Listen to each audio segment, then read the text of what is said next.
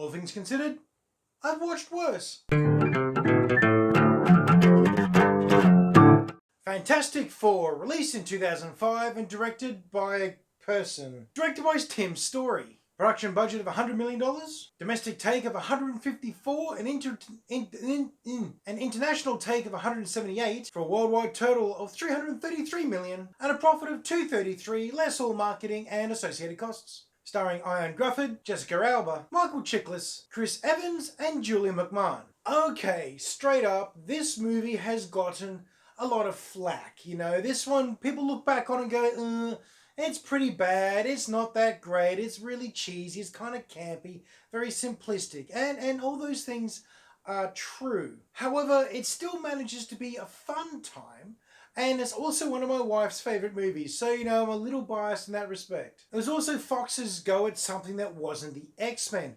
And look, the X-Men is dark and brooding, and all about the downside, really. X-Men is the downer. Fantastic Four has always been the very clean, very well presented, happy, optimistic side of the Foxverse thing, and quite often like that in the comics and the cartoons as well. They're the premier first family of Marvel's superherodom. Now the comics get dark and weird on occasion, and then really twisted and strange. They go off on some really odd, super odd tangents at times. Sue Storm's power levels keep doing this too. She's either the most powerful or mid-range to barely powerful. Ben Grimm's always the good-natured Yutz from the 60s. And Johnny Torch, well, he's just that guy. He's the bro, he's the frat boy. There's no real strategy or tactics to Johnny. He just does his thing, like the playboy superstar he wants to be. And of course, Mr. Fantastic is super intelligent to the point that he's emotionally removed. And that's your general overview of the Fantastic Four.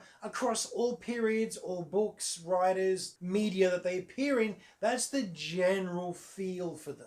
Now, in this film, it touches on some of those personalities, stronger than others. The biggest changes were to Sue Storm and Reed Richards. They're the easiest to identify with and most charming to get along with versions of their characters. Reed Richards is somewhat detached and kind of oblivious to human emotion, but in a charming, goofy, kind of appreciable sort of way. You like him. You know that he doesn't quite get it, but you like him anyway. And this version of Sue Storm is pretty much whip smart, quite independent, very capable, and never to be underestimated, and also played by Jessica Alba at pretty much the peak of her popularity. And on that note, the actors in this are good. I enjoyed the acting in this. I mean, they've got some cheesy, hammy stuff. I mean, really, really, well, Fantastic Four sorts of dialogue, to be honest. I mean, you just read the comics, you see what I mean. The actors are sincere. They are pleasant to watch. I mean, it's got one of my favourite montages. I love a good montage, right? And this one ticks all of the boxes. Music, duration, and the antics that they get up to.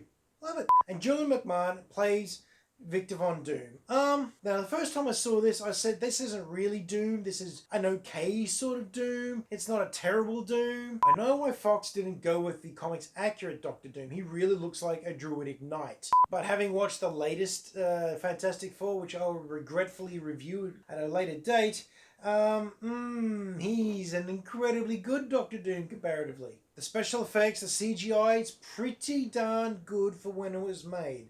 It mostly holds up actually throughout the whole movie. Fox had a weird strategy with the movies. They had this weird game they were playing where they really wanted to push these movies out, but they didn't want to embrace the origins truly. They didn't go full comic book. Part of me says it's a shame, but the other part of me is kind of grateful. I don't know what they would have done if they'd gone full comic book. It could have been quite untidy. It occurs to me that this review so far has been middle ground positive. You know, that I haven't really given you anything meaty in how good it was or how bad it was. It's more just, it just is. It just is a movie. I'm gonna call it an okay film. I mean, when you think about it, it tripled its production cost in box office takings, so, you know, that's not bad. As far as rankings go, I'll be putting this one, you know what, this is benchmark level. This is right in the middle. It's got the polish and the presentation to be higher, but the script and some of the story elements keep it down at the baseline level. But there's my review for the Fantastic Four. Let me know down below. Do you agree? Do you think it's just okay? And is there anything that stands out of your mind about this film that I've forgotten, I haven't mentioned, and you think should be highlighted? Let me know. Anyhow, as usual, I hope you're having a great week. You've got a good weekend ahead, and to take some time to go watch a movie.